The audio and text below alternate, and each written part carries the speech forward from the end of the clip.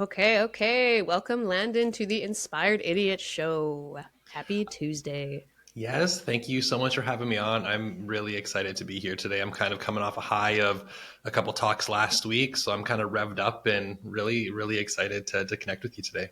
Nice. Good. Okay. I asked you to come on this show because I've been following your journey a little bit on Substack, and I've seen you post content just talking about your experience of building I believe, a six-figure business by creating content online, primarily through your writing. And I'll get you to clarify that if I'm wrong on any counts, but that inspires me. And this show is for inspired idiots. So to us, an inspired idiot is anybody who kind of knows that they want to build their unrealistic life. They have no idea how to get there, but they're committed to just figuring it out. And I actually saw you post a short about this because I talk about this all the time that I really feel like we need to see more content around the figuring it out part. Um, so I want to talk to people who are doing that same thing, kind of building their unrealistic life and get them to share a little bit of their story. So I'm going to ask you some maybe like taboo questions when it comes to business and content creation if you're up for that.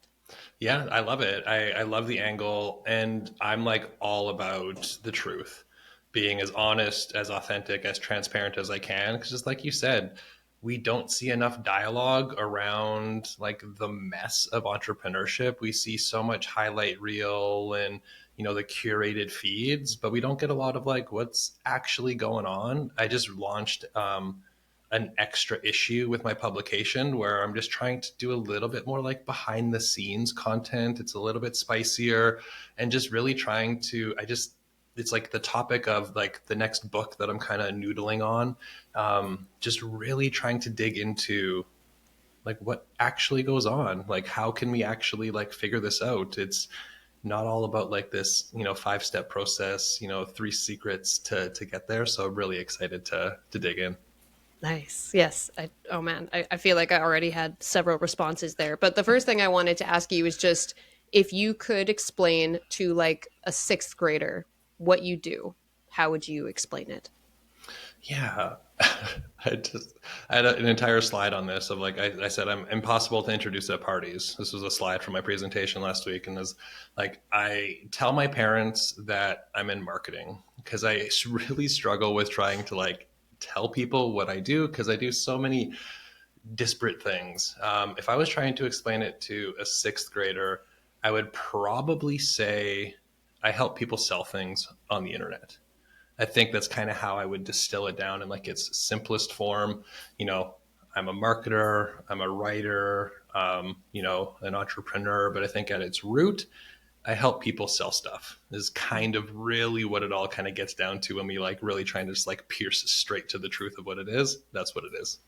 Yeah, and I mean, it totally makes sense then how writing is so incorporated in what you do. Because if you think about online business, marketing, helping people sell stuff, it all comes back to writing, whether that's copywriting, scripting good videos, making good campaigns. It's all writing at the end of the day, right?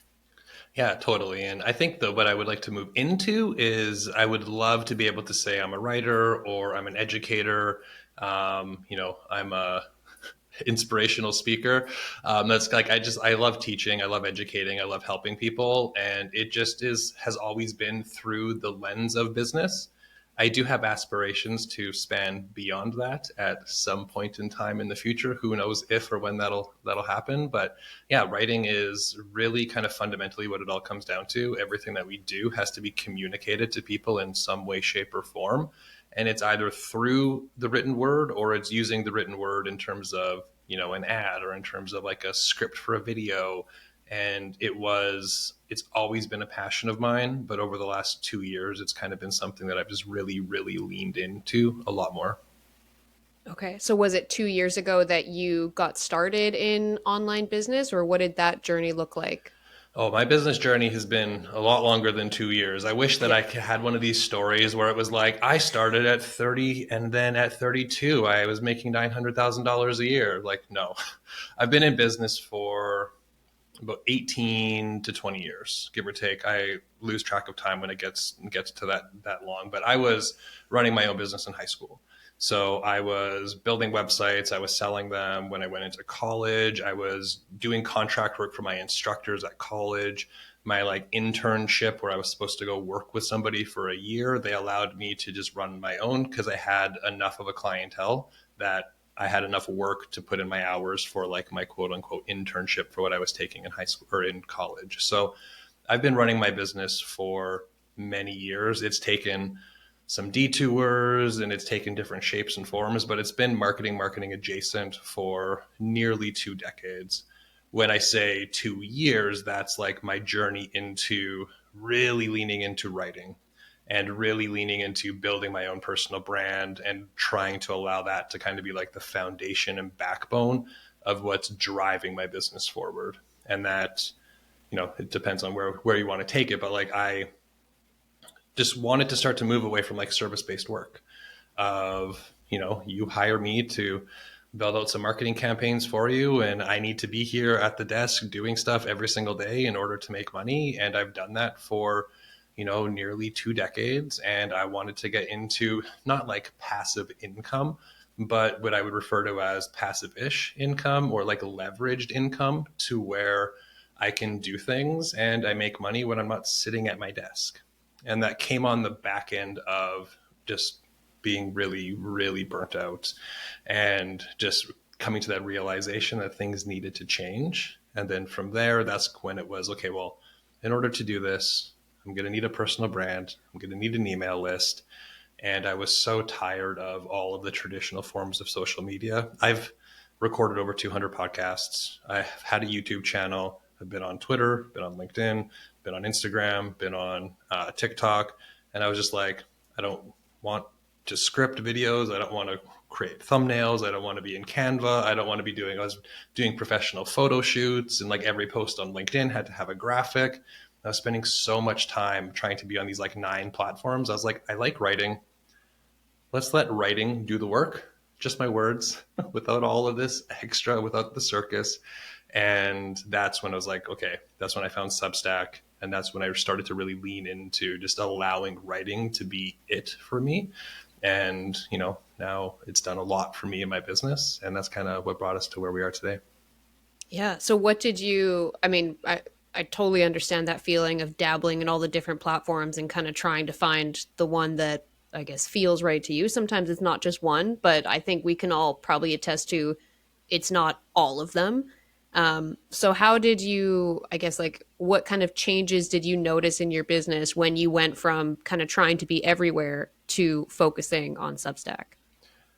It wasn't as glamorous as people would like to think. So it's difficult to like, we write these little Substack notes and they're like 50 to maybe 200 words, and people are like, "Oh, well, like what was the moment that things changed?" I'm like, there wasn't a moment. It was like a year where things changed. So it was kind of this journey where I dedicated myself to writing 24 pieces over the course of 6 months. So one long form piece of content, one newsletter per week for 6 months. That was my initial commitment to starting on Substack. At the end of that, I wasn't where I wanted to be. I wasn't where I am now. I wasn't making a ton of money at that point in time, but I was starting to see momentum and I was starting to like enjoy the process. I wasn't, dabbling in all of these other things. I was, had more concentration. My creativity was up. I was really enjoying what I was doing. I correction, I was making money, but it was not from like product sales that I was promoting on Substack. It was from people that had read my posts and had hired me for like high ticket consulting work, which it was like one person that had referred me a small handful of clients, which allowed me the kind of flexibility to kind of dabble with things. So it was just this small incremental build of, leaving a lot of that stress and kind of anxiety that came to me from trying to do everything, more clarity, more fulfillment. I really enjoyed writing. I loved teaching. And then over time, things started to slowly grow and slowly build. And I would have these little signals that kind of were like motivating factors that allowed me to keep going. When nobody was reading my work, and then I talked to somebody and they had told me that they had read everything that I wrote. And then, this person would reach out to me and they wanted to put me on a podcast. And that just like these little kind of like breadcrumbs that brought me to just know like this is where I'm supposed to be. I can make this work. But I really came into this as a new starting. And I use Substack as kind of like the genesis of like my personal brand of what it is today. If people want to do like deep dives on Googling me, like I have stuff going back to like 2005 on the internet. But I knew this was going to take time. I've got a marketing background. I love digging into stuff. And I came to this point in time where I started to realize all of the people that I followed had just been in the game for a really long time. So I'm looking at these podcasters and I'm like, okay, this person's on episode 900. I'm like, okay. Then I was like following on LinkedIn, and this person's writing, his name was Brian, and he had wrote a post. I remember talking to my wife about it. He wrote that he had written 2,000 blog posts. I was like, oh, okay. I've written 24. Like, cool. Okay. Like maybe there's something to this. And then we started to see other things and like YouTubers, and then some of these YouTubers that have been creating videos for like 15 years. And for me, I had always thought that I was like so far behind. Like I've been doing this for so long. And yes, I was in business for 15 to 18 years at that time, but I wasn't like posting blogs for 15 years. I wasn't creating YouTube videos for 15 years. I hadn't been producing podcast episodes for 5 years straight. And I knew that to build a personal brand that was really going to allow me to do what I wanted to do, it was going to take time. So I started with this like 6 months kind of like goal and milestone for myself, but I knew that this was going to be something I needed to do for the long term. And, I'm 2 years in, and I'm like night and day where I was 2 years ago into this kind of what I call this era of my personal brand.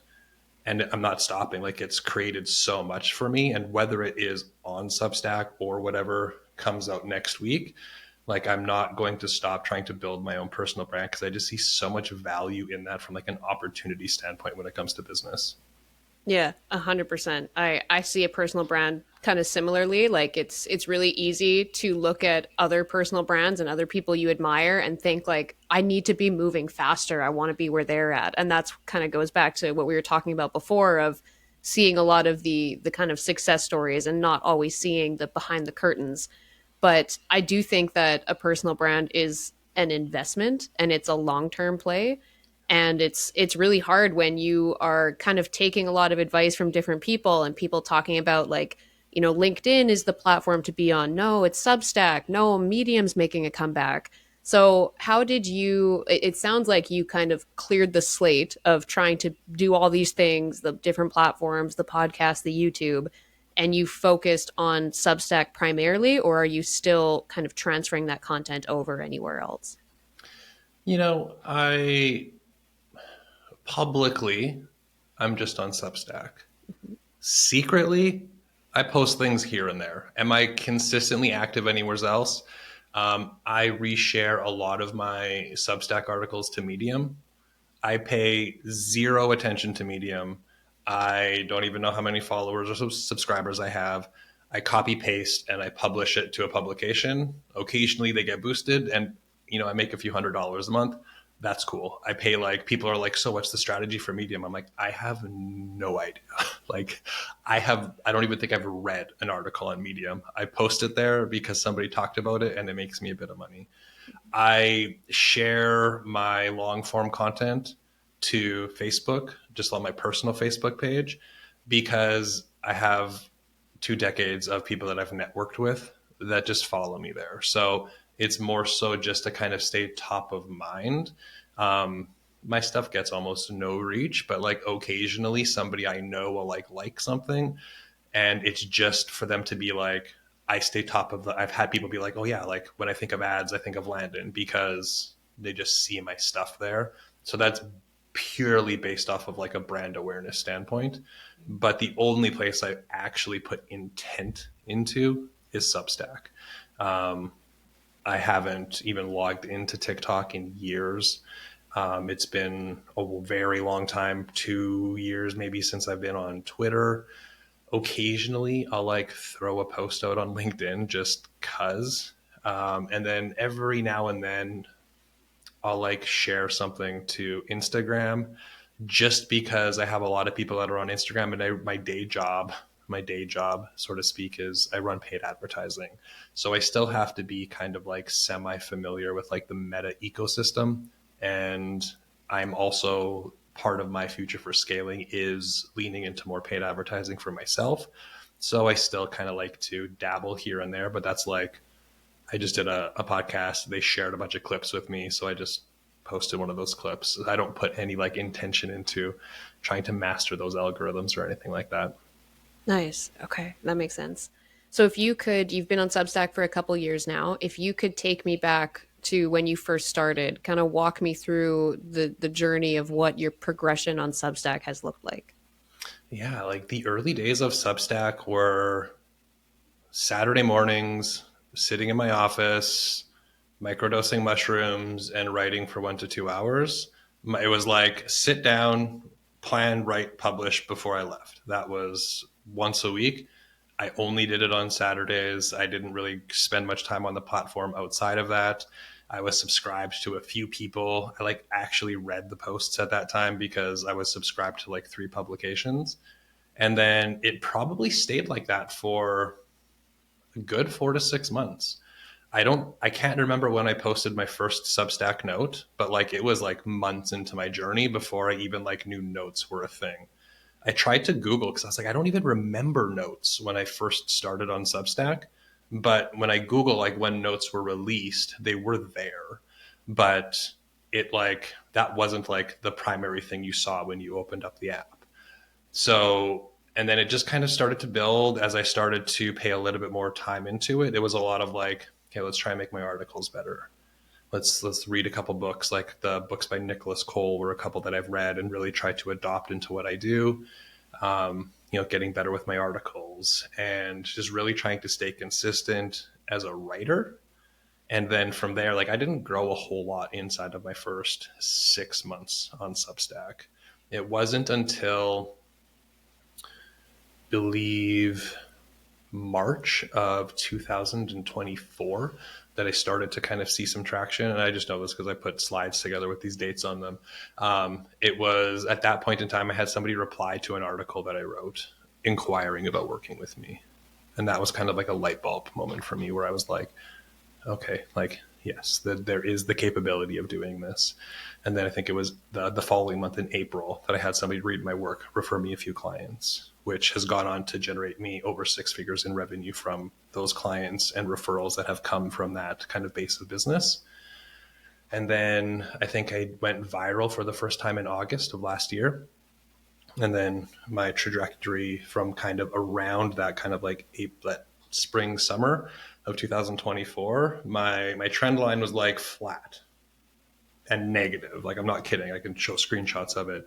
And then from like that summer, I've been pretty much just on like an upward trajectory from that point in time. So it's been a lot of writing more notes and then experimenting with notes and just tons of little experiments. I experimented of writing 20 notes a day for a month. I've tested and tracked data. I've tested different publication formats. I've created a second publication to experiment with things. And it's just been this like journey of trying to just have as much fun with it as I possibly can. And so much has happened inside of the last year, from publishing a book to speaking 17 or 18 times to having my work quoted to just so many things have happened. And everybody asks me like, what changed? And I don't have, it's not like, I started writing 1 sentence posts instead of 3 sentence posts, or like everybody wants to know, well, what time of day do you post? And I'm like, for me, I attribute it to just literally, I stayed with it until things started to pick up. there was intentionality with it. Like I paid attention to when things started to work. I did more of the things that worked. I didn't just like keep doing stuff that wasn't working. I just threw spaghetti against the wall until something stuck. And I paid attention to when something stuck. And really from there, it's been a tremendous journey. Yeah. That damn. Okay. That reminds me, like, if there is one thing that I would tell people through and through, and I feel like I say it over and over and over again in all the different people I have learned from and all the entrepreneurial lessons I've learned, it is literally, if I could give one piece of advice, it would be to just keep going. Like, just keep going. And if you get 1 inch further today than where you were yesterday, you're still going. Because like you said before, with looking at some of the people that, doing podcasts or doing a lot of YouTube content, you're like, oh, they just kept putting the reps in. And I saw you actually post a short, kind of quoting Mr. Beast, talking about how, the first 100 videos he put up did like nothing. But he's like, you kind of just have to put content out there and know that you're going to go through the grind of feeling like it's doing nothing. But all the people who, you aspire to be like, might not necessarily be smarter than you or a better writer than you. It's just that they just kept going and they just kept throwing shit at the wall until they found the thing that stuck. And I think your journey also speaks to that. Yeah. And a lot of people will be like, what they don't see is what happened before Substack. So if I look just at Substack and were to see the success that I've had, it would seem like it was even still fairly short in like a year or 2 years. But I've been in business for almost 20 years and people don't Because you have see almost that. 9,000 subscribers, I think, right? At this point, yeah, I think I'm Yeah. like, the stats on the app are so frustrating because the app will tell you a number that's not actually correct. So on the phone it says 9,000 subscribers, but I have 8,600 on like my main publication, and then I have another publication with 300, I think. Mm-hmm. But I brought a lot of knowledge and connections to Substack, so I had something to write about. When I talk to people that are starting brand new, like no business experience, and they're like, I want to make a living on Substack. I'm like, well, it's probably going to be pretty freaking hard. And it's going to take way longer than you think it is. Because I didn't start everything with Substack. And it's not like I have a paid subscription. I started with nobody knowing who I was. And now I make $10,000 a month. That's not what it is. Even if we look at like the big creators, like a Justin Welsh. Yeah, he has, if you do the math on it, he's making good money from his paid subscription on Substack. But he had an email list of 400,000 people that he sent a few emails and they all signed up for his paid subscription on Substack. We can't discount like what goes into like the life, even just from like a skill acquisition and knowledge and experience standpoint before they come to Substack. And Mm-hmm. even me, I have a skill and a service that I promote, which is marketing in general. I'm not just here trying to have people read my poems. And I have nothing against that, but it's a completely different business model because I can solve somebody's problem as opposed to being more like entertainment focused, Mm-hmm. which I think would be even more difficult, which is there's sayings like the starving artist for a reason. Writers, generally speaking, are not well paid. Like, we know this. Nicholas Cole is somebody who talks about it all the time. That's why he tries to teach people to become ghostwriters and not become writers, because most people that become writers don't make a lot of money. Most books don't sell a lot of copies. My book has not sold a lot of copies. It sold like 50 copies. You know what I mean? Like, so people are like, I want to write a book. And it's like, cool. But unless you have a massive audience, it's probably not going to make any money. And like, I don't want to be rude, but I think the biggest thing that people come into entrepreneurship with is skewed expectations, because most modern marketing is just manipulating people. It's like, I want to like really dig into this idea of it being like a pyramid scheme, but I don't know if it's actually true. But because just like the concept of like, the reason marketing and people stay at the top is because there's enough people that never see success with programs that continue to buy the next program to see success. If everybody actually saw success, we wouldn't be in the position we're in. There Mm-hmm. wouldn't be that next person trying to come up. Most things don't work, or they don't work in the time frame that we're allotting to them. That expectation, it's going to take us way longer than we think it is. It's not going to be 6 weeks. And the person who joins a program and they see success in 90 days, it's probably because they had put in enough repetitions beforehand, and like that was like the one that worked. It Mm-hmm. wasn't that just like that program was a secret. I've seen this all the time. Somebody works with like 3 mentors, and then they work with one, and then they see success. Now everybody they worked with in the past was shit, and the one they worked with is like God. And it's like, maybe it totally could be the case. It could also be the case that that was just like your moment. Mm-hmm. And you never know that, right? Like if I look at, I was thinking about, if you think of like artists and musicians, and they just continue to play, they continue to make music, they're playing in subways, they're singing in nightclubs until they have their moment. And for a lot of people that moment never comes. And I don't think entrepreneurship is much different. As much as we want to say, as long as you work hard towards your goal, you can achieve it, I think we need to redefine the definition of success, because I don't necessarily know if everybody is going to be able to make $10,000 a month working from their laptop in the beaches in Bali. It's possible, but it might take you 20 years. And most people that I know aren't willing to invest that much time to figure it out. They're just going to go to something else, because if they would have just got like a regular 9 to 5 job, they might have more money in the bank and be able to retire with more money. Mm-hmm. Entrepreneurship is hard. Like, it's not glamorous. It's only glamorous after people have kind of like been in the dirt for a really long time.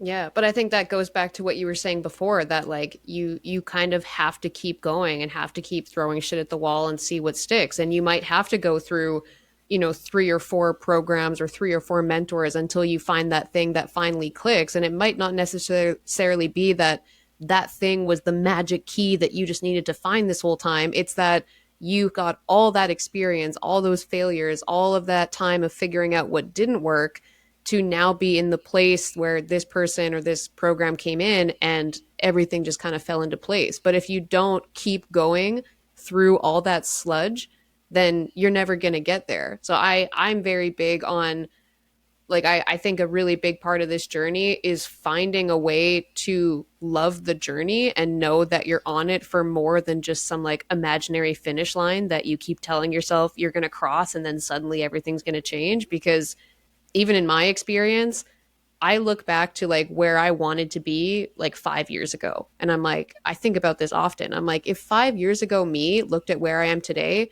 I would think like, holy shit, I've made it. Like I wouldn't want for anything else. If I could, earn over 10K a month and work for myself and travel whenever I wanted to and yada, yada, yada, like that would be great. But then you achieve that, and then you're kind of a new version of yourself. You've evolved a lot through that process, and it's good to stop and look at like how far you've come, but that goalpost and what you're trying to achieve is constantly moving. It's that hedonic adaptation that we all have, right? 100%. I agree with you completely. It's like we don't stay very consistent with things we hate doing. Yeah. So if you enjoy what you're doing, the likelihood of you being able to continue to do it for years down the road are a lot greater. Mm-hmm. Like you said, it's no different. Like where I am today is like all I would have wanted years ago. But where I am today, I'm still trying to make changes. I'm like, well, I want to do more of this work and less of that work. I want to work, this many hours. I don't want to do calls. There's always going to be like something that needs to change. Mm-hmm. And Yeah. we just get in this mindset of like, if only that, but there's always something else. Yeah. So it's like we need to change what we think success is going to be. Because at the end of the Yeah. day, I don't think everybody even needs to make $10,000 a month. Like, why? I want to trace back in history, like when that number became the like holy grail of like online entrepreneurship. Mm-hmm. And it goes back and forth because it's either a 6-figure income or it's $10,000 a month, which 6-figure income is $8,000 a month. But, and then like, well, which currency is that going to be in? I'm Canadian, so $10,000 for me technically isn't $10,000 American. I didn't know Um, you were Canadian. I am too. yeah. Oh, really? Oh, Yeah. that's so funny. That's so funny. Yeah. But I think Um, what you've described, like of even your progression in your business. So you went from doing a lot of like client work. Like I think I see a lot of people kind of go through that same evolution where they want to get out of hourly work and get paid for a result. And so that's kind of a step. And then they get into that result paid work. But then they're like, well, I don't want to be tied to my computer to make money. I don't want to have to answer to people. So I want to go from like a maybe one to one setting to a one to many so that I can like teach these things once or have these clients all together and use less of my time. And then they evolve more into like, you know, public speaking and stuff like that or doing courses. It's that like shifting from hourly work to like client kind of focused work that has you a little bit more chained to your desk. So you might have more financial freedom, but like you said, you still need to be actively working to get a result to get paid. And then you kind of try to shift out of that. And I've seen that same trajectory in many creators that I follow, whether it's people like Nicholas Cole or Dakota Robertson or, you know, Justin Welsh. A lot of these people talk about building a big business, but then also kind of learning how to like continually keep, I wouldn't say removing themselves, but more leverage, like you said, I think. yeah. And I think it's so important to say this. I love all of those people. I just jumped on a call with Taylor Simmons, who's close with Dakota. I've never personally met them, but I know that they all live in the same city out in BC. Yep. And you know, Justin Welsh is amazing. But if you, from my standpoint, when I view their journey, it almost pisses me off because I think it skews the perception, and I don't want to take anything away from those people because I have massive respect for what they've been able to achieve. I think Justin Welsh has like redefined the solo creator businesses for like what is actually possible. Like nobody before I even heard of him, nobody thought you could make that much money without doing high ticket coaching programs from the world that I came from. It was like you couldn't make $1 million unless you were selling five, $10,000, $20,000 programs. That's kind of Mm-hmm. like the direct response world I came from. But they all did it in a very short time frame. I've seen posts of not specifically them, but like people inside of that world where it's like 3 years, 2 years, 5 years of going from like no online business to like $1 million online business. And I've been in business for a very long time. I never achieved that in a 2 year or a 5 year or a 10 year or a 15-year window. So when I see those stories, for me, I'm like, yeah, but it's not like that for everyone. It's kind of like you look at CrossFit and you're like, not everybody's going to be the person standing on the podium at the CrossFit games. We're the people, like most of us are like sitting on the sidelines watching the YouTube or like the Netflix documentary. Most people aren't even doing CrossFit. Doing CrossFit is like the people that are like creating online businesses. They're the people standing on the podium. Most people are never going to make it to the podium. Less than 12% of Canadians have a household income above $150,000 a year. So, like, it's just math. Like, the odds aren't in our favor for making that much money, but we have this notion in our minds based off of the marketing we see that it's so easy. And then because we see success stories of this person did it in 2 years, all you got to do is buy my program and I'll show you how to turn your knowledge and your passion into a 6 figure income. And like, yes, the system is there. Like, you create a program or a course and you teach it to people. Like, it's not overly complicated when we like put it on a sticky note. The ability to do that is only getting harder in the day and age that we live in. You know, in 2015 to 2017, when like Sam Ovens started teaching people how to create webinars and drive Facebook ads to them, they were like printing money. Now that same strategy doesn't work. And what it's caused is the people that were doing it selling $2,000 programs now are doing it selling $10,000 programs. So people just have started to charge more because it costs so much more money to get somebody to sign up for your program. And that's why you see all of these people. You're either in like the I'm an organic audience building person or I'm an ad person. And they're like, they don't even play in the same game. But like it's getting harder to do it and it's taking longer. And the world that we live in is only amplifying it because there's so much fear and uncertainty in people that they're holding on to their money. So you see reports from all of the ad people that consumer behavior has changed. People are spending less money and people are taking longer to make purchasing decisions. So we just have to like take all of this into consideration, that like what once was so easy, we need to understand that a lot of these people, like Justin Welsh, when he started writing, he had like a very high level of expertise in his career that he brought to what he was writing. So he didn't like just decide one day that he was going to build a personal brand. He was sharing high level expertise, and then people started following him. Like, so there's a lot more that goes into the creation of what we see than we like consciously want to believe. And I think those unrealistic expectations are what cause so many people to have negative experiences. I've talked to more people than I can even count about how much money they've spent on programs, like how much they hate social media and the hustle. And it like breaks my heart to kind of like see what has like transpired over the last, 1 to 2 decades with this like this marketing world that we live in. Yeah, but I think it goes back to what you said too about the power of a personal brand. Because if you take that approach that it sounds like you and I both kind of take, in that like we're in this for the journey, for the lifestyle we want to build, it's not just about getting to a certain dollar amount. I think when you can find something that you are actually in it for the journey of, and you're building a personal brand around like showing that, I think having that personal brand then becomes a huge asset for you, because in this world we live in now where it kind of feels like everybody is trying to sell you their program or their method or their 5-step framework. I think what really speaks to people is the people, the persons behind the personal brands, that they feel like, I trust this person, I relate, or I resonate with their integrity in business. So if they put out something, I'm going to feel more confident getting it because I feel like I have that confidence in the content that they put out. And that reminds me of something that you've talked about in your kind of progression on Substack. I think you made a post talking about how you don't kind of do the go-to format on Substack where you like paywall all your content. You're like, that's not how I have grown an income using Substack.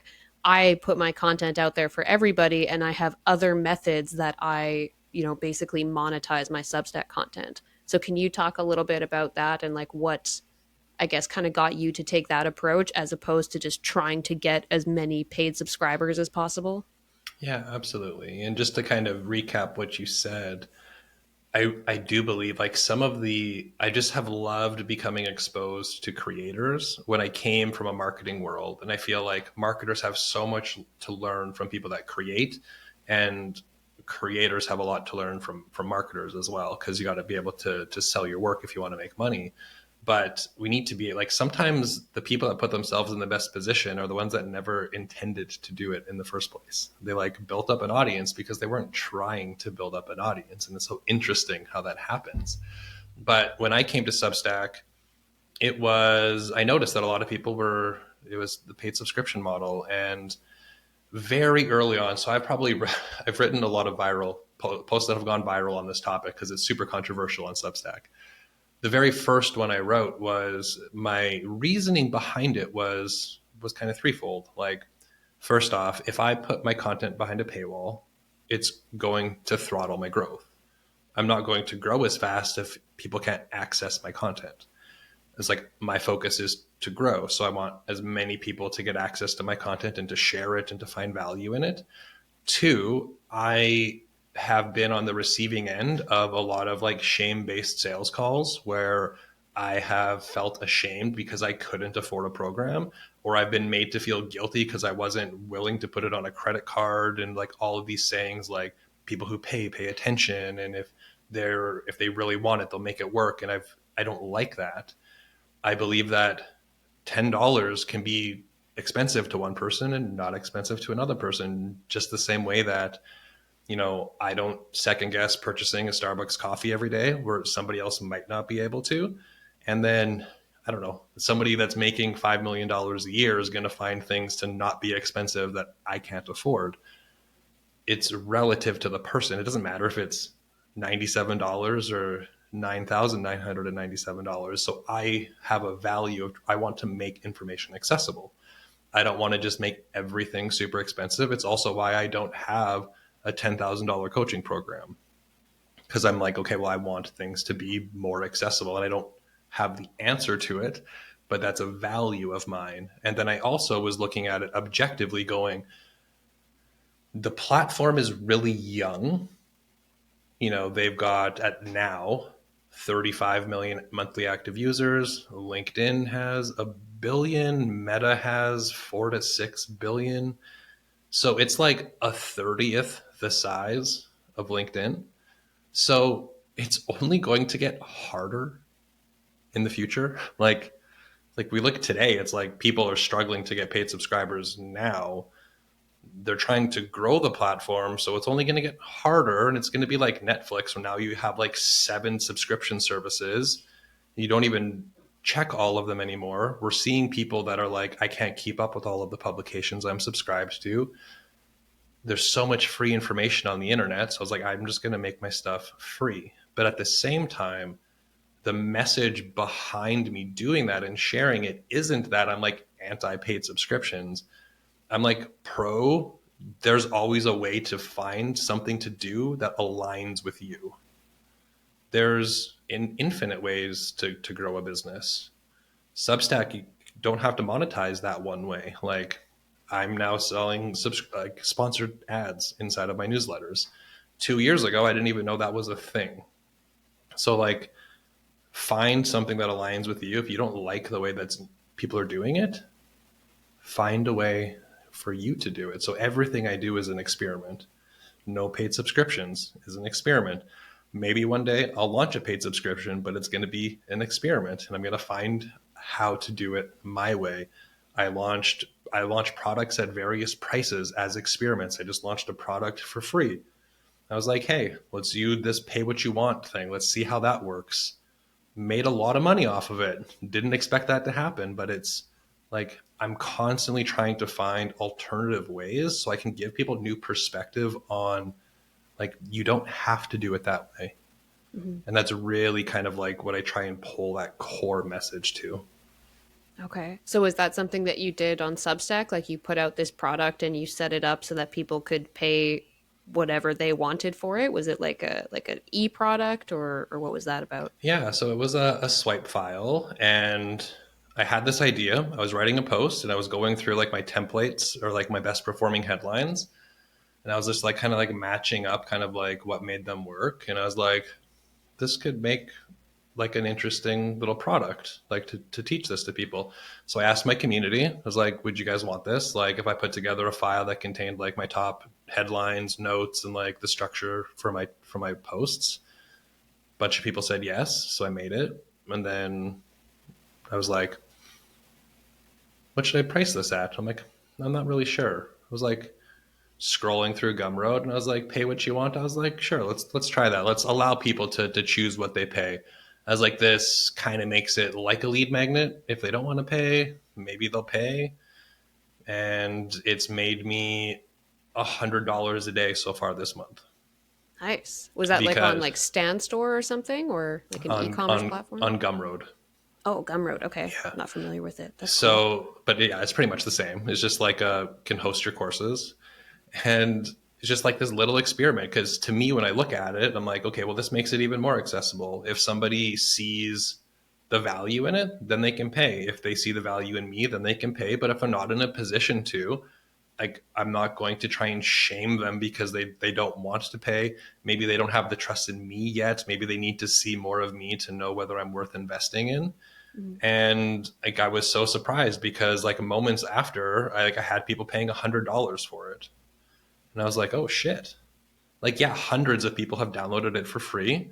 But like now they're one step closer to me in my ecosystem. I've got tons of 5-star reviews. And like it just goes to show like another reinforcing factor for me of like I can do things completely different. And I just treat my business like an experiment. Like the only reason I use Gumroad is because there's people in my audience that can't afford a $200 a month ClickFunnels or Kajabi membership. They're like, I'm not making any money. Where do I put my courses? I'm like, well, Gumroad is free. Let me try Gumroad. Now my courses are on Gumroad because I'm just experimenting with tools to try and be able to like teach people. So I just do stuff, experiment, and I just try and share my lessons with people and be like, if you felt like I did, which was awful and nothing had worked, then here's what I did. And if you see the same results, awesome. I've completely shifted away as much as I possibly can from like, do this to make money. Mm-hmm. If you want to Yeah. make six figures this year, this is what you need to do. I have really shifted it back towards like, here's how I felt and this is what I did. Mm-hmm. Here's how I launched a product for free and made some money. It's not going to Yeah. work for everybody. And I acknowledge that as much as I can in my content. When I write about don't paywall your content, I acknowledge there's circumstances where paywalling your content might be the right option. Some of my closest friends on Substack have successful paid subscriptions. Like, I'm not anti anything, and I'm open to my opinion changing in the future. Still, get hundreds of negative comments, but Mm-hmm. it's like try and share my experience as much as possible in a way that is just trying to give people permission to like find their own way inside of this crazy world that we live in. Yeah. That is very much aligned with the inspired idiots idea of just figuring it out as you go and building in public. And I've heard different takes on that. Like, is it a waste of time to build a personal brand in public? I actually personally think, and not that I'm an authority on this, but for me, it's the way to build a personal brand that makes the most sense, because I'm not here to position myself as an expert by any means. I'm really still figuring out most of this as I go. But I think for me, like, that's the kind of content that I, like, 2 years ago would have really wanted to see, is just the kind of content that I'm putting out now. That, like, it's messy. If you feel like you're failing, you're probably on the right track, because if you're not failing, then you're probably not trying anything new or trying to level up in any way. And I think if you can approach building a brand like that, where you're like, I'm just trying to build something that I have actual integrity in and that I stand behind, and this is me just like sharing those lessons along the way, then I think that's the kind of content that new entrepreneurs or aspiring entrepreneurs need to see, honestly. Yeah, I agree. I think that it's very easy to overthink it because of just the comparison we see when we open up the feed and somebody's where we want to be, or somebody's, or they appear to be where we want to be, right? We know how social media works. But it's, I think, being open to just be super fluid with things. Like the stuff I wrote on Substack 2 years ago isn't what I write about today. I was writing about paid ads. I was writing about like neurodiversity. I was like writing about ADHD. I have posts with titles that don't even make sense. It was like, what do Albert Einstein and like a venti cold brew have in common? Like stuff that was just like not good, but we don't have to be perfect. Like we just need to take action and just trust that we're going to figure it out. Mm-hmm. So if somebody's listening and they are like wanting to start on a podcast or YouTube, like maybe you just need to start. Maybe it will suck. It probably will. Maybe nobody listens, but that's not the point. The point is like just trying to like find stuff, experiment with things, find what you enjoy doing. You might hate podcasting and love writing. You might hate writing and really love creating a YouTube channel. Like there's TikTokers that are influencers with like nothing more than like a lemon doing voiceovers. There's everything has the possibility to be done. It's just finding something that's fun for the person, and we don't have to be the expert on it. So there's people that have created brands where all they do is, they just like write about news or write about like curate other people's things. But I find the people that come into it with like they're doing it so that they can make this amount of money by this amount of time, they're just, it's not that it's incorrect, but we're kind of like stacking the cards against us, Mm-hmm. where we're putting these barriers in place where like the odds are we're not going to hit that milestone just from like a mathematical standpoint and like my personal experience. Anybody time is like, well, how long is it going to take? I'm like, I don't know. It took me a year before I started to pick up on Substack. Mm-hmm. So like, I'm not going to be here and tell you, let's work together for 6 weeks and I'm going to help you grow your publication, because it didn't work for me. So like I'm not going to pretend like it will. So we want to stack the cards in our favor so that we can have fun and like build momentum. Like Mm-hmm. I had to read the books by Russell Brunson about 3 or 4 times before like the light bulb went off and I was like, oh, a webinar. Like sometimes it takes a little bit. Sometimes it takes some repetition. Sometimes it takes a little bit of like tasting different things. For me, I've recorded, I think, 217 podcast episodes. I've had 3 different podcasts. I no longer have a podcast, but I'm very comfortable coming on podcasts and speaking, and I might get into it again in the future. So I think I really like something that Dickie Bush said, and it was talking about like thinking about yourself as an expert. And he effectively said, just continue to get more specific until you're writing about something that you have knowledge in. And I think at the end of the day, there is something that we have expertise in or a passion that we have that there is people out there that would probably like to learn about it. Mm-hmm. And then we can kind of figure out the rest. But it's like we just need to like believe in ourselves that we can figure it out and just like trust in that process of going about and doing it. Yeah, that's what that literally hits the nail on the head. I do like a group coaching call for very, very new entrepreneurs. And that's the thing that I feel like I'm always telling people is that like if you're coming into this and you have no business background and you're telling me that your big goal is, let's say, 10,000 a month, because that's probably the most common goal I hear from people. I always tell people, some people will tell you that like you need to believe it, you need to like feel what it's going to feel like, and I do think there's validity in visualization and stuff like that, but I also think it's unrealistic to believe that you are going to hit $10,000 a month when you have never actually seen yourself do it. So, in the beginning, when you have this big goal that you've never achieved, and there's probably still a part of you that deep down is wondering, like, is this realistic? I might never hit this. Like, those doubts are all normal. I say, don't feel like you need to lean into that belief. Like, you haven't done it yet. That belief does not exist. Those neural pathways in your brain of hitting $10,000 a month are not yet there. So, the thing that you can believe in right now is that you're actually going to hold yourself accountable to keep trying, because that's like the biggest thing that I've seen people really just suck at. We're all really good at saying the things that we want to do, but very few of us are really good at actually holding ourselves accountable to doing the things that we keep telling ourselves we're going to do. And I think if you can learn to strengthen that muscle of literally just becoming somebody that you actually trust, because when you tell yourself you're going to do something, you know that you're actually going to do it. That's all you need to do right now, and the rest is going to come if you can just do that in the beginning and just become somebody that you would actually rely on. Yeah, I think that's like perfectly said. Like I don't actually even have anything to add. I completely and wholeheartedly agree. Nice. Okay, the last thing that I wanted to ask you is just if there's any kind of big thing that you're working on right now that kind of scares you a little bit. Big stuff that scares me. I'm in the process of kind of like reworking my business, but very slowly. I've like really done a lot of work on kind of how I view business and how I go about doing it. And like I don't do yearly plans and stress about things like that anymore. Like where I was 5 years ago, Jesus, I've changed a lot as a person and in business, but I'm working to kind of shift more into more leveraged income from service based stuff. And that scares me because the service based stuff has put food on my table for a very, very long time. So that is scary, where like just understanding that. And my business is probably the most successful it's been in years at this point in time. And that's also scary because I find myself at times like, and I think people need to see this. Like there's days where I'm like waiting for the other shoe to drop.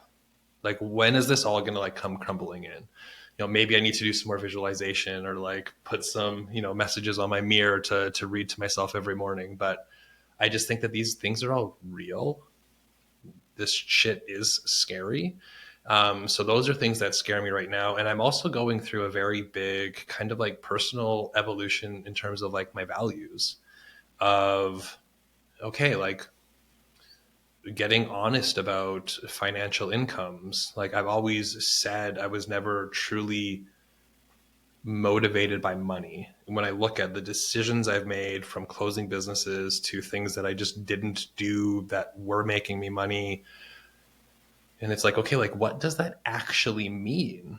Like, what do I actually want to do? Is there different things that I should be doing that would potentially take me in different paths? So I think that also scares me, like this continuing this personal journey, because when it comes to entrepreneurship and solopreneurship, like we are the business. So just as much as we work on the business, we need to work on ourselves. And I think that's what I love about this journey, is that it's never ending. It is always changing, always evolving, and we are always changing along with it. And I'm just really trying to open myself up to like exploring that. And that is, to be honest, quite scary, not knowing what might happen next week or next year. But I think that's also like the secret fun part about it as well. Yeah, I definitely believe that entrepreneurship is probably the greatest self-discovery journey that you could go on, because it really forces you to like continually get out of your comfort zone, continually kind of, I like to use the term level up. Like you feel like you're always trying to level up in some way, even if that means like stepping away from things and just kind of feeling more aligned. I think if you want to get to know yourself truly, build a business and stick with it for a long time, because you're going to learn a lot about yourself and what you're capable of along the way. Oh, 100%. Yeah. Okay. That's awesome. I feel like I could ask you so many more questions, but I promised that I would have you off in an hour. So thank you for coming on with me. I'm honestly so stoked that we got to talk about this. I feel like I could ask you so many more questions about Substack and stuff, but if people want to find you and read your newsletters, your Substack would be the best place for them to consume your content, I'm assuming. Yeah, for sure. My Substack, Landon's Letters. I'm sure you'll drop a link in the show notes. And then everything's linked from my website as well, so landonp.com. But I'm fairly easy to find online as well. Okay, cool. Thank you for coming on with me again. I appreciate this a lot. Oh, thank you so much. I had a ton of fun. Thank you so much. And I really hope everybody that's listening or watching had an absolute blast and took a lot away from it. Oh, yeah, I feel like I want to have a part two. But all right, I'm going to end it here.